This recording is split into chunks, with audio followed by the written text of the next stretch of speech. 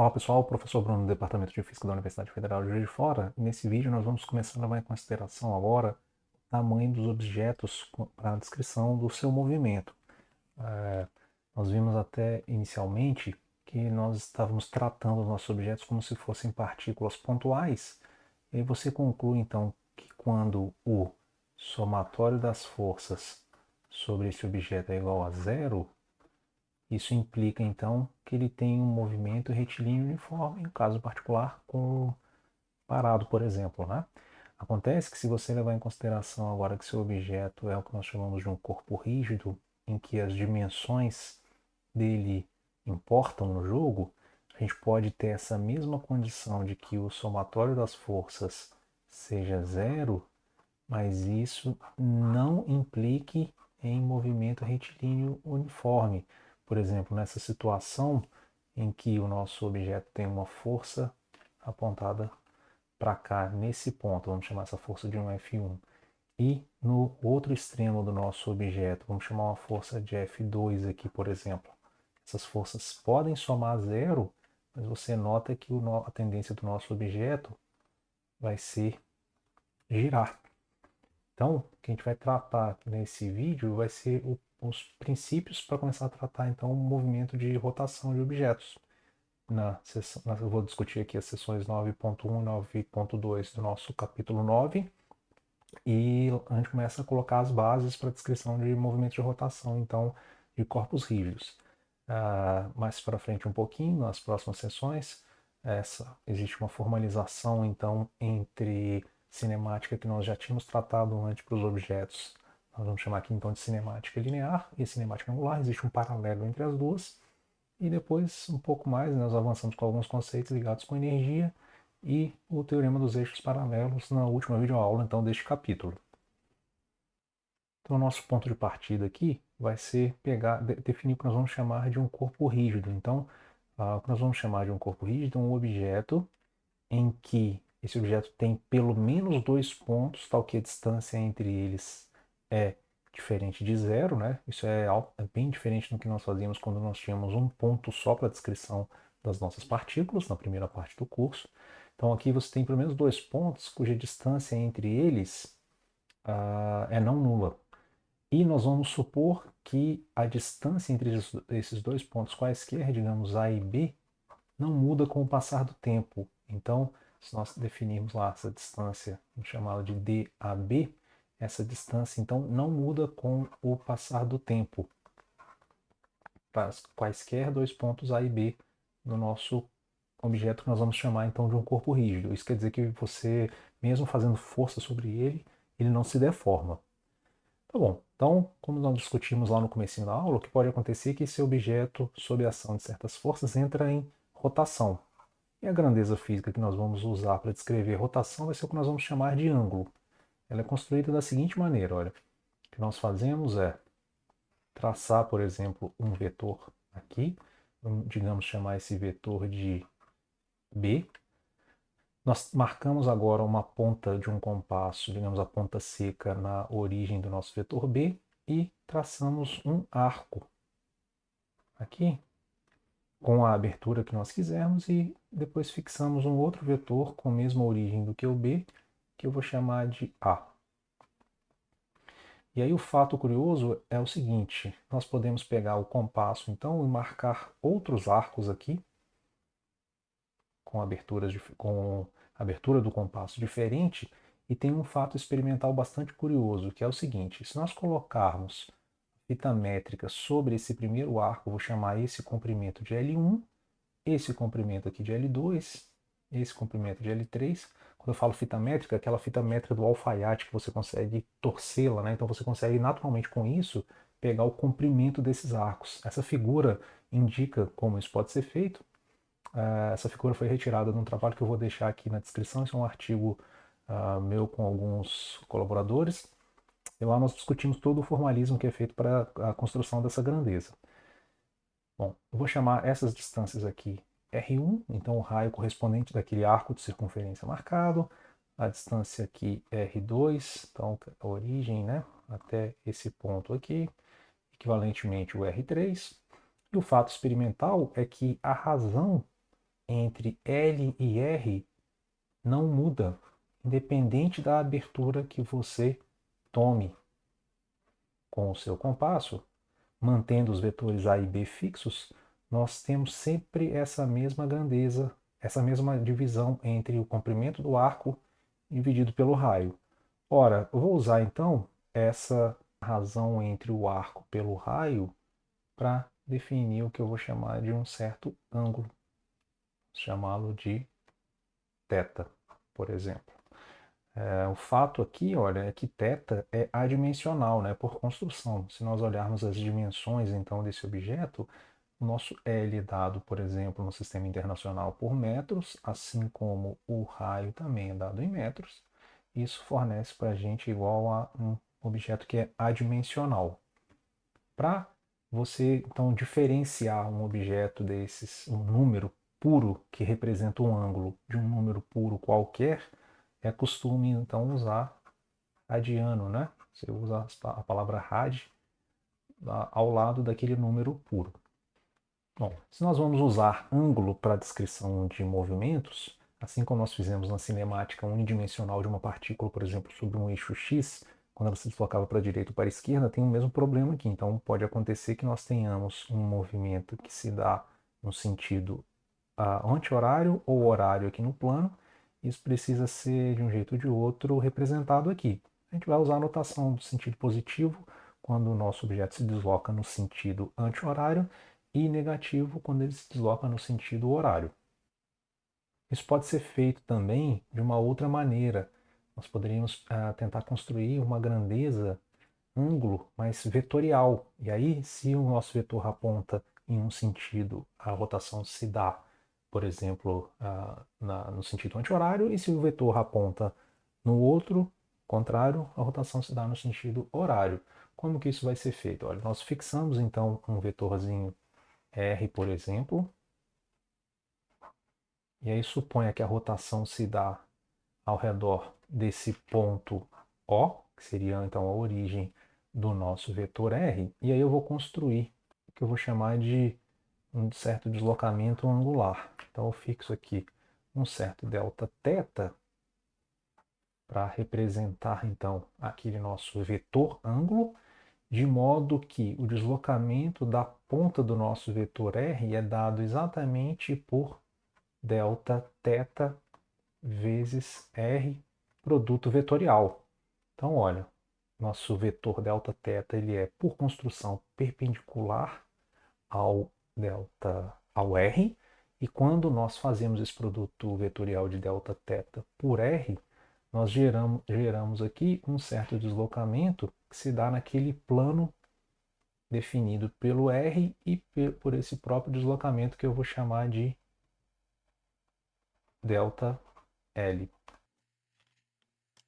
E esse ângulo aqui, com que o R se deslocou pela construção desses vetores aqui, é coincidente exatamente com o próprio Δθ, né? Lembra que nós construímos agora, por definição, que o nosso ΔL,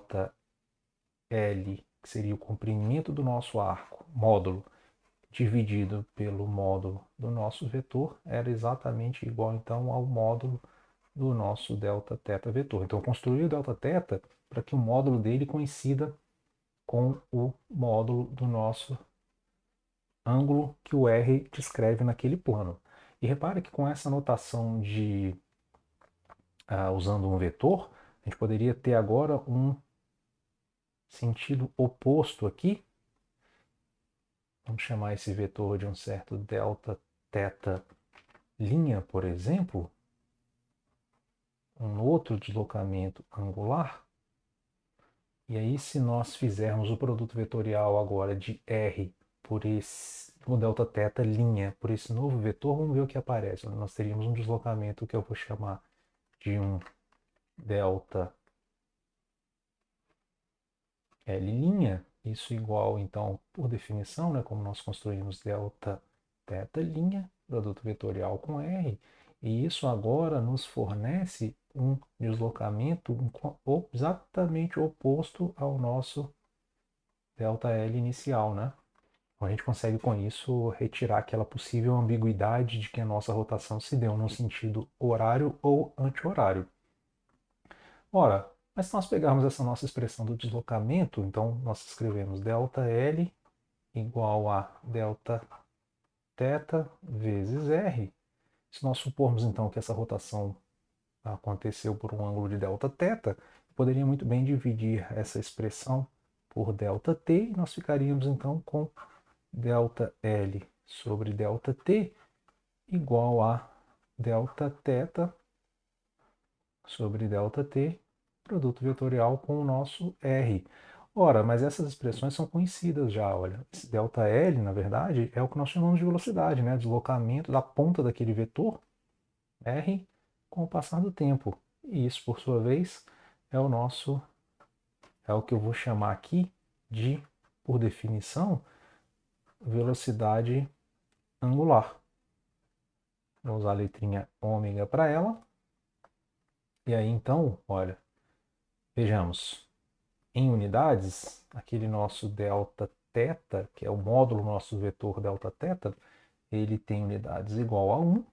Essa grandeza agora que nós chamamos de velocidade angular, que é taxa de variação do ângulo com o passar do tempo, então vamos escrever assim, Δθ por ΔT, igual às unidades então da nossa grandeza que nós vamos chamar de velocidade angular, igual a 1 sobre segundo, né? Ou segundo a menos 1, ou naquela notação para que esse 1 represente então a abertura, é costume escrever também rad por segundo. Da maneira como nós definimos aqui, esse ômega é o que nós vamos chamar então de velocidade angular média, e no limite, quando ΔT vai para zero, nós temos então aquela velocidade angular chamada então de instantânea. Bom, seguindo o mesmo caminho que nós fizemos na primeira parte do curso na cinemática, nós poderíamos pensar agora que o nosso V muda com o passar do tempo. E isso implica, por sua vez, que nós teríamos agora aceleração, tanto linear, para a ponta daquele vetor, quanto angular. Então nós ficaríamos, se nós derivarmos essa expressão então com o passar do tempo, né, vamos escrever assim ddt para essa implicação, nós ficaríamos então com aceleração igual a taxa de variação com o passar do tempo do nosso ômega, produto vetorial com R. Eu vou chamar esse d ômega dt de um alfa, onde alfa, então, é o que nós vamos chamar de aceleração angular. O nome é bem sugestivo, né? Nós estamos derivando a velocidade angular, então encontramos com isso que eu vou chamar de aceleração angular. E, em unidades, esse nosso alfa é dado por rad por segundo ao quadrado, assim como antes.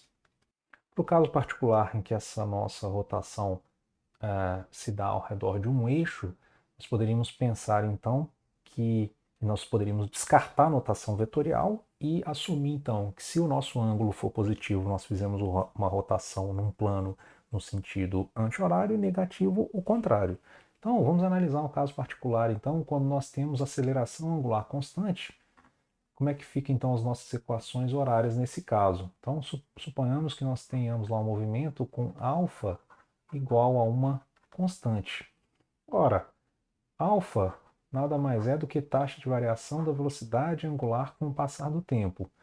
Isso igual alfa. Ora, já sabemos então que a nossa velocidade angular com o passar do tempo deve ser dada por um certo alfa t mais uma constante, que eu vou chamar aqui de ômega zero. E lembrando então que se nosso ângulo com o passar do tempo coincide exatamente com o nosso ômega de t, nós ficamos então com o nosso θ como função do tempo exatamente igual a um θ0 mais, lembrando, né, nós estamos resolvendo aquela integração. Então, o nosso θ0 mais ômega 0t mais 1 meio de alfa t ao quadrado.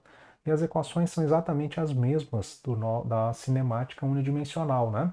Se nós fizermos uma comparação, então, com aquele nosso problema quando nós tínhamos uma partícula andando sobre somente o eixo x, se nós tivéssemos aceleração igual a uma constante, nós teríamos velocidade como função do tempo igual a at mais velocidade inicial, e, finalmente, nós teríamos o x como função do tempo igual a x0 mais v0t mais 1 meio de at ao quadrado. A diferença é que o nosso alfa aqui representa, então, um certo ângulo que um vetor, então, descreve, por exemplo, nesse plano da página. Então, esse aqui seria o nosso vetorzinho R, que nós estamos usando é o ângulo que ele descreve como função do tempo para poder representar esse movimento. Essa setinha aqui indica, então, o nosso θ como função do tempo. θ0 seria, então, um certo ângulo inicial que nós fixamos para tentar descrever a nossa rotação. O ω0 seria aquela nossa velocidade angular constante inicial que o nosso objeto tem.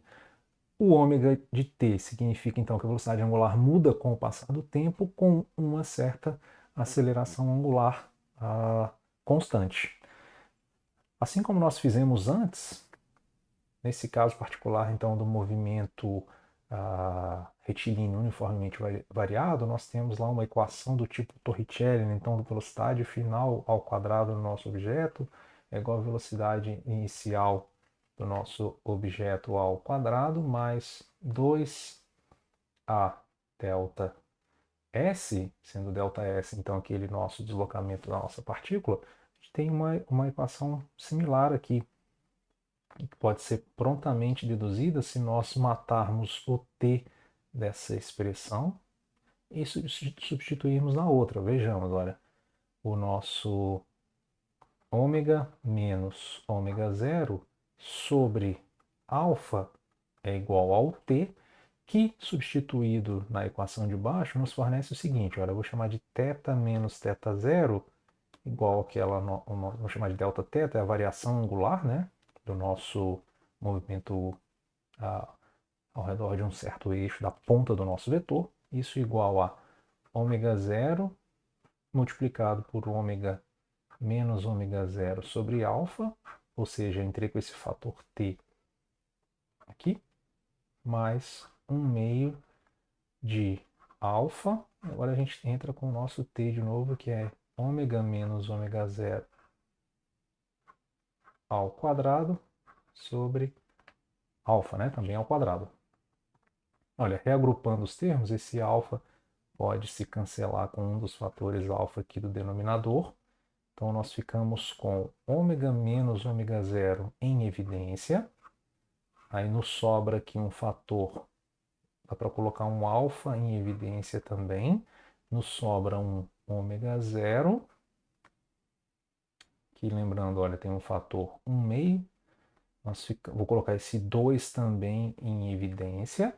Então nós ficamos aqui com 2ω0 mais ômega menos ω0 desse segundo termo. Um dos ômegas aqui se cancela. Então nós ficamos com ômega menos ω0 multiplicado por ω0 mais ômega, a diferença de dois quadrados, né? Então o nosso delta θ igual a ômega ao quadrado menos ω0 ao quadrado sobre 2α, e invertendo essa expressão a gente fica lá com aquele ômega ao quadrado, né, como função do tempo, igual a o ômega inicial ao quadrado mais 2α delta θ, que é uma expressão totalmente análoga à equação de Torricelli que nós tínhamos descrito na cinemática unidimensional, né? Aqui a expressão é exatamente a mesma. Com isso, então, a gente conclui esse nosso primeiro vídeo sobre a rotação de corpos rígidos, com as devidas definições. Nós tratamos aqui dessa grandeza fundamental, que é o ângulo que nós vamos usar para descrever rotações, e depois seguimos a intuição natural que já tinha sido desenvolvida na época da cinemática unidimensional. Construímos velocidade angular, depois aceleração angular, e mostramos que de fato vale uma analogia entre as duas, né? Tanto a cinemática angular quanto linear, quando nós comparamos, por exemplo, a equação de Torricelli. Se você gostou desse vídeo, então deixe um like, ajude a compartilhá-lo, ajude a compartilhar o canal. Críticas, comentários e sugestões, pode me mandar um e-mail ou deixar aqui no próprio YouTube. É isso. Obrigado e até mais. Tchau.